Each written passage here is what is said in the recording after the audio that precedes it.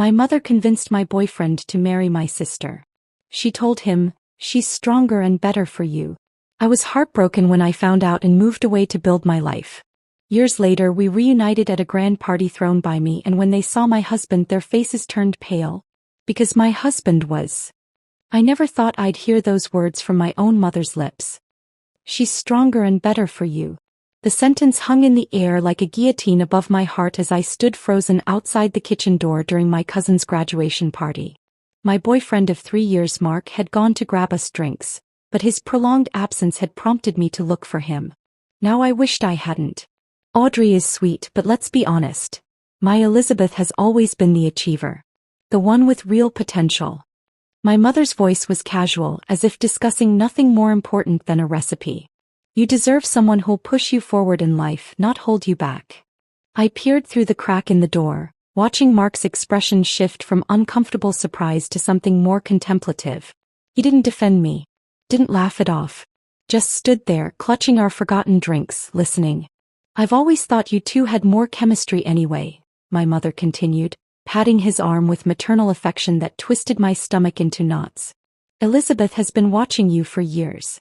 She's just waiting for her chance." "I don't know, Mrs. Davis." Mark's hesitation felt like betrayal already. "Audrey and I have been together for a long time. And what do you have to show for it?" She raised an eyebrow. "Elizabeth just made junior partner at her law firm. What's Audrey doing with that art degree of hers? Making coffee and sketching portraits nobody buys." The cruel assessment of my struggling art career stung, but it was Mark's thoughtful nod that truly crushed me. I backed away silently, somehow maintaining composure through the remainder of the party while a storm brewed inside me. I should have confronted them immediately. Should have ended things that night. Instead, I smiled and pretended I hadn't heard a word. That was my first mistake. The changes were subtle at first. Mark began mentioning Elizabeth in casual conversation, how impressive her recent case victory was, how her fitness regimen was really showing results. Each comment felt like a small paper cut. Painful but not enough to acknowledge. Then came the cancelled dates. The late nights at work.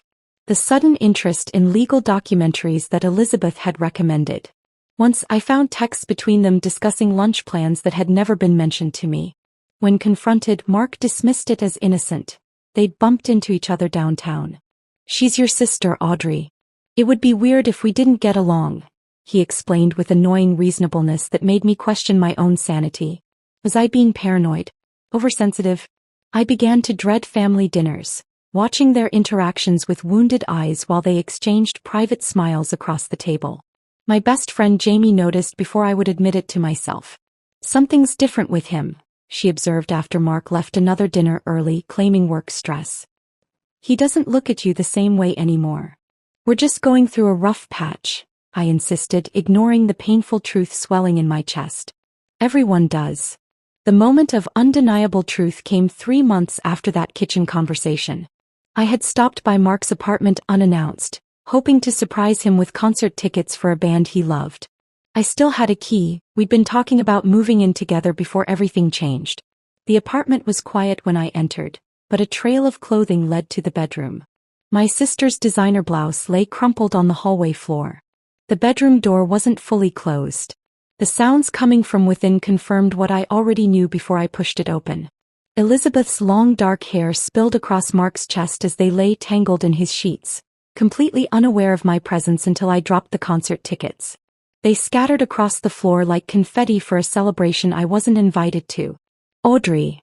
Mark scrambled to cover himself while Elizabeth simply stared, more annoyed than ashamed at the interruption. "This isn't." "Don't." My voice sounded foreign to my own ears. "Don't say it isn't what it looks like. I'm not an idiot." Elizabeth sat up slowly, making no attempt to cover herself. "You are going to find out eventually. Maybe this is for the best." Their calm acceptance was more devastating than any hysterical apology could have been. This wasn't a moment of weakness. This was the culmination of a deliberate plan. "How long?" I asked, though the answer hardly mattered. 2 months officially, Mark admitted, unable to meet my eyes. "But we've been talking for longer. Since Mom had her little chat with you," I finished for him. Their surprised expressions confirmed I'd known more than they realized. I left without screaming or throwing things, though I wanted to. The rage would come later. That night I simply felt hollow, scrubbed raw from the inside out. When I confronted my mother the next day, her lack of remorse was the final devastation. We stood in her immaculate kitchen, the same room where she'd planted the seeds of my relationship's destruction. "Don't be so dramatic, Audrey. Relationships end all the time," she said, arranging flowers as if we were discussing nothing more significant than the weather. "Elizabeth and Mark make more sense together. You must see that. Why would you do this to me?" My voice cracked. "Your own daughter?" She sighed, finally looking up from her flowers. "Because Elizabeth has always worked harder, aimed higher. She deserves a partner who matches her ambition." He touched my cheek with cool fingers. "You were always the soft one. The dreamer. You'll find someone better suited to your temperament." In that moment I understood that my mother had never seen me clearly, had never valued what made me who I was. In her eyes I would always be the lesser daughter, the disappointment who chose art over law, passion over pragmatism. "You're wrong about me," I whispered. "You always have been." I spent that night packing everything I could fit into my car. My small apartment was mostly furnished with second-hand pieces, nothing I couldn't leave behind. Jamie helped me, offering her couch until I figured out my next move, but I had already decided. I needed more than a new apartment. I needed a new city, a fresh start where every street corner didn't hold memories of Mark or reminders of my sister's betrayal. "Are you sure about this?" Jamie asked as I loaded the last box. "Running away won't fix anything." "I'm not running away," I corrected her, feeling a strange calm settle over me. "I'm moving forward." The next morning I left a short note for my mother, sister, and Mark. It didn't contain forgiveness or dramatic accusations, just 3 words: "Watch me thrive."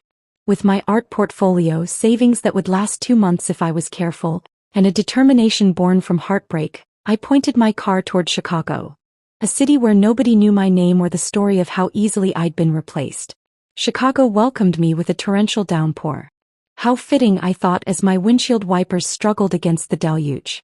My GPS directed me to a motel on the city's outskirts, the only accommodation my dwindling funds could sustain while I searched for something permanent. The motel room smelled faintly of cigarettes and cheap air freshener. I sat on the edge of the bed, surrounded by my hastily packed belongings, and allowed myself 5 minutes to cry. Just 5 minutes of weakness before the real work began. When my alarm chimed, I wiped my face, opened my laptop, and began hunting for apartments and jobs with equal desperation. 3 days and 12 apartment viewings later, I signed a lease for a studio in Uptown. A neighborhood with character, my realtor had said optimistically. What she meant was that the building was old, the elevator frequently out of service, and my neighbors a colorful assortment of students, immigrants, and night shift workers. The rent consumed nearly 2/3 of what remained in my savings, starting the invisible countdown clock on my Chicago experiment. "You have 30 days, I told my reflection as I pinned job listings to my refrigerator with magnets shaped like tiny pizza slices, the only decorative touch in my sparse new home. Find work or admit defeat." 28 days later, after a string of rejections and unanswered applications, I walked into Meridian Investment Group for my final scheduled interview. The receptionist directed me to a seating area where another candidate sat reviewing notes, her designer suit making my carefully pressed department store dress feel suddenly inadequate. "Miss Davis." A woman with a sleek bob and frameless glasses appeared. "I'm Carol from HR. I'm afraid there's been a change." My heart sank as she continued. "The administrative position has been filled internally, but Mr. Harrington wondered if you'd be interested in interviewing for a different role, executive assistant to one of our junior associates." I followed her through a maze of cubicles and glass-walled offices, finally arriving at a corner workspace where a man sat surrounded by stacks of reports and takeout containers. He looked up, revealing tired eyes and a day-old stubble that somehow enhanced rather than detracted from his professional appearance. "Patrick Reynolds," he introduced himself, standing to shake my hand. "Sorry about the mess. Annual reports are due and my last assistant quit without notice." "Audrey Davis," I replied, surprised by his firm handshake and direct gaze. "I'm flexible about job descriptions as long as they come with a paycheck." A smile flickered across his face. "Honest." I appreciate that. He gestured to the chair across from him. Tell me why an art major from. He glanced at my resume. From Philadelphia, wants to work at a Chicago investment firm. I could have crafted a diplomatic answer about career changes and financial security. Instead, I heard myself say, because starting over sometimes requires burning the map of your old life and drawing a new one. For a moment, I thought I'd blown it with my melodramatic response. Then Patrick nodded slowly. I know something about fresh starts myself. He pushed aside a stack of folders. The job pays less than the administrative role you applied for, but has more potential for advancement. The hours are brutal, the learning curve steep, and I'm told I can be demanding. I'm not afraid of hard work or demanding people, I assured him, thinking of my mother's perpetual disapproval. And I'm a quick learner. He hired me on the spot and I started the next morning. The first weeks tested every limit I had. Patrick worked 16-hour days preparing client portfolios and investment strategies, expecting me to keep pace. I brought him coffee that went cold while he analyzed market trends, ordered lunches he forgot to eat, and organized chaos into manageable systems while absorbing investment terminology through osmosis. Why are you still here? He asked one night at 11, looking up to find me reorganizing his client files by risk profile rather than alphabetically. Because the work isn't finished, I answered simply. Our early interactions were strictly professional but underscored by awkward moments. Like when he accidentally sent me a text meant for his brother complaining about a bad date, or when I spilled coffee across important documents and nearly cried from stress and embarrassment. It's just paper, he said, helping me blot the mess. The data's backed up. Breathe, Audrey. Lunch breaks became our unintentional bonding time. Patrick insisted I leave the office, dragging me to food trucks or hole-in-the-wall restaurants where we'd discuss everything except work, from his passion for classic motorcycles to my abandoned art. I kept my past vague, but he never pressed for details I wasn't ready to share. You're a mystery, Davis, he commented once over Vietnamese sandwiches. Most people love talking about themselves. Most people have stories worth sharing, I deflected. As months passed, our professional rhythm improved while our personal rapport deepened. Patrick began seeking my input on client presentations. I started anticipating his needs before he voiced them. Late nights evolved from stressed silence to companionable collaboration, occasionally punctuated by surprisingly personal conversations. My father wanted me to take over his construction business, Patrick confided during a particularly late evening. He considers finance playing with other people's money. We haven't spoken in 2 years. My mother always preferred my sister. I offered in return my first mention of family. Nothing I did was ever quite good enough. He didn't offer platitudes or judgments, just understanding silence that felt more healing than any words could have been. 6 months into my Chicago reinvention, Patrick asked me to join him for dinner at an actual restaurant instead of eating takeout at our desks. I assumed it was to celebrate landing a major client. Instead, over dessert, he pushed a business plan across the table. I've been developing this for 3 years, he explained as I skimmed the document. A boutique investment firm focused on sustainable businesses and first-generation entrepreneurs. Clients who are overlooked by traditional firms. I looked up confused. It's impressive, but why show me? Because I'm leaving Meridian next month to launch it. He leaned forward, eyes intense. And I want you to come with me.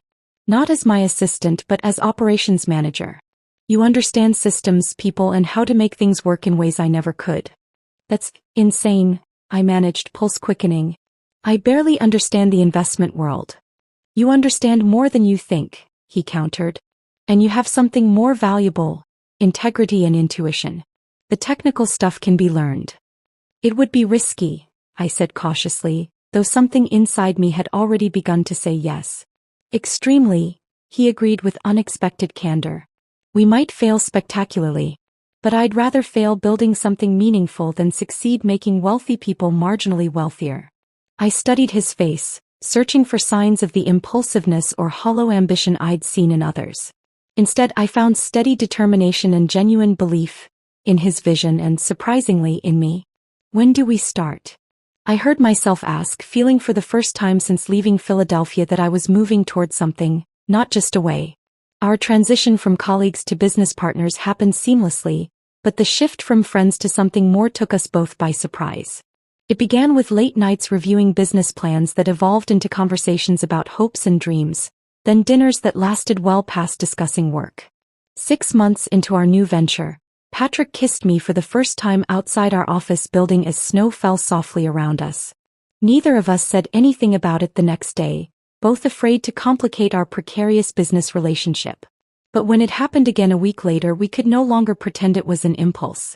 "This could ruin everything we're building," I warned him one evening.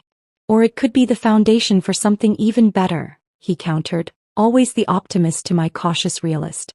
Our courtship was unconventional, business meetings that turned into dates, market research trips that became weekend getaways.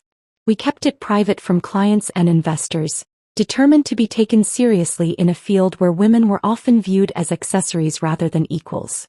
But within a year, Patrick proposed during a mundane moment, both of us in sweatpants, reviewing quarterly projections on my living room floor. "Marry me," he said suddenly, looking up from a spreadsheet. "Be my partner in everything." No ring, no rehearsed speech, just genuine certainty that caught me off guard. "People will say it's too soon," I hesitated, though my heart had already answered. "Let them talk. I've never been more sure of anything." We married 3 months later at the courthouse with only Jamie, who'd flown in from Philadelphia, and Patrick's brother Michael as witnesses. I wore a simple cream dress, Patrick a charcoal suit. No elaborate vows, just straightforward promises spoken with unmistakable conviction. "I choose you as my partner in all things," Patrick said, holding my hands tightly. "I promise that our partnership will always come first, before work, before success, before everything." The words healed something in me that had been broken by betrayal. This wasn't a man looking for someone stronger or better. He saw me exactly as I was and chose me deliberately. Our reception was dinner at our favorite Vietnamese restaurant, the one where we'd shared so many lunches. The owner, Mrs. Nguyen, insisted on decorating our table with flowers and serving champagne she'd hidden for special occasions. "To partnerships that lift us higher," Patrick toasted. Reality quickly replaced romance as we faced the challenges of a startup business. Our fledgling company, Reynolds Capital Partners, operated out of our one-bedroom apartment to save on overhead costs. The dining table became our conference room, the living room transformed into a makeshift office with filing cabinets disguised as end tables. We scheduled client meetings at cafes or hotel lobbies, carefully crafting the illusion of established success we hadn't yet achieved. I took a part-time position at an art gallery to supplement our income while Patrick pursued potential clients. Our savings dwindled as months passed without the breakthrough we needed. Some nights I'd find Patrick still awake at 3 a.m., recalculating projections or revising proposals. "We should consider taking on more traditional clients," I suggested delicately after our 6th month of barely covering expenses. "Just until we're established. If we compromise now, we'll never get back to our original vision," he argued, the stubborn determination in his voice both admirable and frightening. Our first real argument as a married couple erupted over finances. Patrick wanted to invest our emergency fund into expanding the business. I insisted we needed security. The fight ended with slammed doors and hurt feelings, but also a compromise, half for growth, half for security. It became our pattern, his ambition balanced by my pragmatism, creating equilibrium neither of us could achieve alone. 8 months into our marriage, opportunity finally knocked. A small sustainable energy company needed investors who understood their mission beyond profit margins. Patrick spent weeks developing a presentation that explained not just returns on investment but environmental impact and community benefits. I stayed up all night designing informational packets that showcased both professionalism and personality. The client chose us over established firms, bringing 3 other eco-conscious businesses with them. Finally, we had momentum. "We need to celebrate," Patrick insisted, though I was hesitant to spend money. He surprised me by recreating our first date. Takeout containers from that same Vietnamese restaurant, spreadsheets pushed aside to make room for spring rolls and noodles on our dining table. To our first major deal, he toasted with grocery store wine in coffee mugs. And to my brilliant wife who never stopped believing even when I almost did. The business grew steadily after that first breakthrough. Our apartment became increasingly cramped with file boxes and office equipment. Interns worked from our sofa. Conference calls happened in our bedroom with the door closed. The arrangement became unsustainable the day a potential investor arrived early for a meeting while I was stepping out of the shower.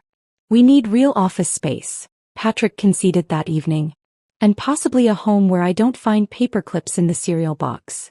With cautious optimism, we signed a lease on a small office space downtown and moved to a slightly larger apartment. One with a spare bedroom that wouldn't double as storage for business documents. The separation between work and home brought welcome balance to our relationship. 3 years of relentless work followed. Patrick developed a reputation for integrity and innovation in sustainable investment. Our client list expanded beyond Chicago to neighboring states. I built systems and teams that turned Patrick's vision into operational reality. We complemented each other perfectly. His charisma and strategic thinking matched with my attention to detail and organizational skills. Our biggest milestone came unexpectedly. A major investment group approached Patrick about acquiring Reynolds Capital Partners. Their offer was generous, but included a condition.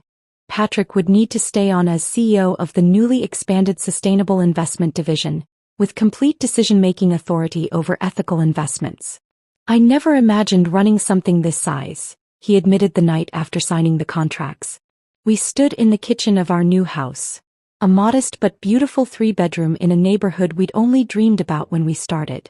They didn't buy just the company, I reminded him, straightening his tie. They bought your vision.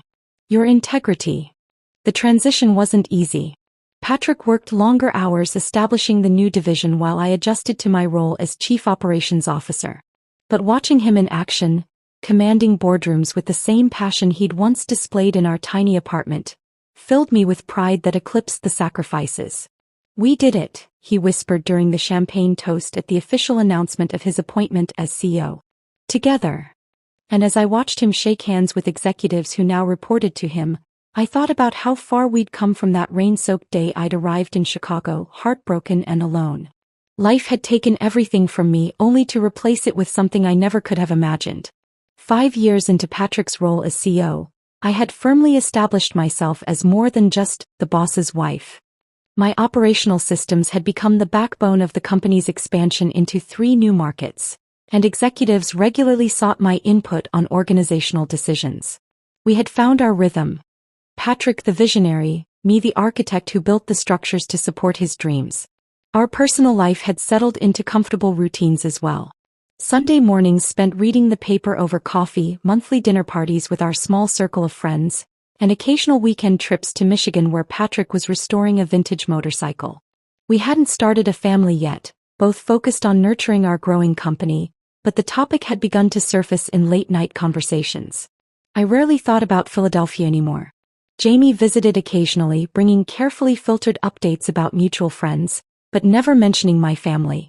I'd made peace with that chapter of my life being firmly closed. Or so I believed until a particular Tuesday morning. You might want to see this, Patrick said, sliding a financial magazine across the breakfast table. The small headline in the corner read, Davis and Associates faces bankruptcy after failed expansion. My sister's law firm, the one she'd built with my ex-boyfriend after he left his previous position to join her practice. I didn't know you still followed news from Philadelphia, I said, trying to sound casual while my heart raced. I don't. But Meridian Investment Group is on our acquisition shortlist, and your ex works there now. Their legal department outsources to Davis and Associates. Patrick watched me carefully. I wanted you to hear it from me before the office started buzzing about it. The magazine article detailed Elizabeth's failed attempt to expand her firm nationally, resulting in mounting debt and client exodus. Mark had apparently joined Meridian's compliance team after their joint venture collapsed, taking a significant pay cut. The irony wasn't lost on me. The stronger match my mother had engineered now struggling while I sat in my beautiful kitchen beside a successful husband. Does it change your acquisition plans? I asked pragmatically. That depends on you, Patrick replied.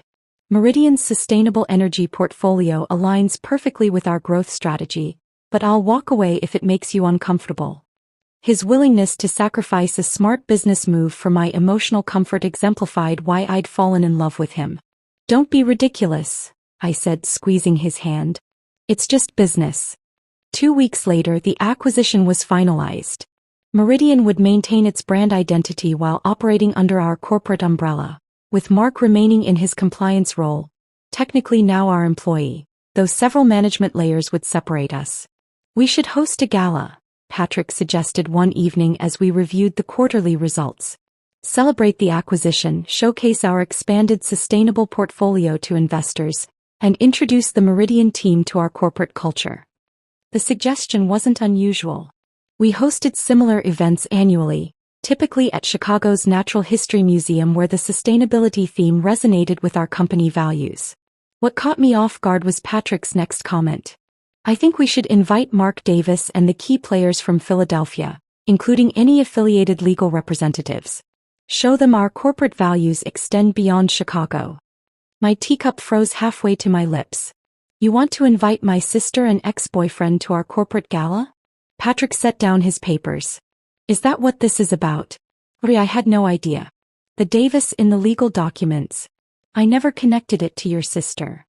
His genuine surprise made me realize I'd never shared my full family history with him. Only vague references to a difficult mother and a favored sister.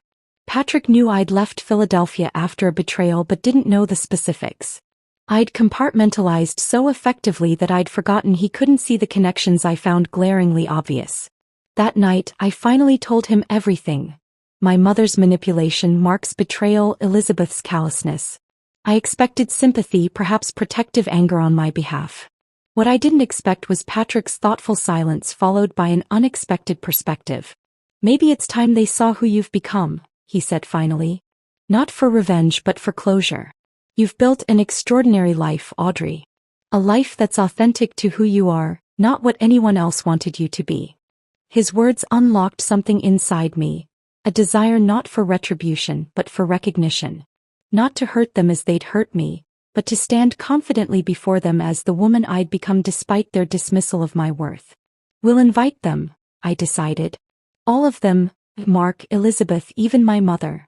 The next weeks were a blur of gala preparations alongside a growing knot of anxiety in my stomach. I channeled my nervous energy into ensuring every detail was perfect, from the sustainable seafood menu to the carbon-neutral transportation for guests. Our event coordinator commented that I'd never been so involved in planning before. As I reviewed the finalized guest list, seeing their names in black and white brought a wave of emotions I thought I'd processed years ago. What would they think seeing me now? Would my mother still view me as the lesser daughter? Would Mark regret his choice? The questions circled like vultures despite my attempts to dismiss them. Having second thoughts? Patrick asked, finding me staring at the invitation mock-ups late one night. Not about inviting them, I clarified. Just wondering if I'm doing this for the right reasons. Am I still seeking their approval after all these years? Patrick sat beside me, taking my hands in his. Only you can answer that. But from where I stand, you stopped needing anyone's approval the day you drove into Chicago with nothing but determination and talent. He kissed my forehead. Whatever your reasons, I'll be right beside you. His steady confidence bolstered mine. The next morning, I approved the final invitation list without hesitation. The RSVPs arrived gradually: business associates, investors, Meridian employees. Then came the response from Philadelphia. Mark would attend as Meridian's compliance officer. Elizabeth would accompany him as his wife. And most surprisingly, my mother accepted with a brief note indicating she was looking forward to reconnecting after all these years. The formal invitations were mailed 3 weeks before the event, elegant cards featuring recycled paper and soy-based ink that reflected our company's values. For my family's invitations, I included a personal note. Looking forward to showing you the life I've built. Audrey Reynolds. As the gala approached, my wardrobe became an unexpected source of anxiety. The perfect dress became symbolic. It needed to project confidence without obvious attempt to impress. After countless shopping trips, I found it, a sophisticated emerald gown that complemented my eyes and projected elegant authority. Ready to face your past? Patrick asked the night before the gala, finding me rehearsing imaginary conversations in front of our bedroom mirror. Ready to showcase my present, I corrected, suddenly certain of my purpose. This wasn't about proving my worth to people who had underestimated me. It was about honoring the journey that had led me to a life more fulfilling than anything I could have imagined when I fled Philadelphia. The Natural History Museum transformed beautifully for our gala, with sustainable lighting casting a warm glow across the grand hall. Patrick and I arrived early to review final arrangements, the organic floral centerpieces, the locally sourced menu, the jazz quartet playing softly in the corner. Everything perfect, everything a reflection of the values that had built our success. Nervous? Patrick asked, adjusting his bow tie as we watched staff add finishing touches. Oddly, no, I realized with surprise. The anxiety that had plagued me for weeks had dissolved, replaced by a calm certainty. This is our world. They're just visiting it. As guests began arriving, Patrick and I stationed ourselves near the entrance, greeting investors and colleagues with practiced ease. I wore my emerald gown with a simple diamond pendant Patrick had given me on our 5th anniversary. My hair, once long like Elizabeth's, now fell in a sophisticated bob that framed my face. I felt powerful, authentic, completely myself. I spotted them immediately, my mother entering first in a navy dress that screamed Old Money Philadelphia, followed by Elizabeth and Mark. They paused just inside the doorway, taking in the elegant surroundings and clearly searching for familiar faces in a sea of strangers. For a moment I considered approaching them, but something held me back. Let them find me, I decided. Let them see me in my element first. Their circuit around the room eventually brought them to where Patrick and I stood chatting with the mayor about green energy initiatives. My mother noticed me first, her practiced social smile freezing momentarily before recovering. Elizabeth's eyes widened in genuine shock. Mark simply stared, looking between Patrick and me with dawning recognition.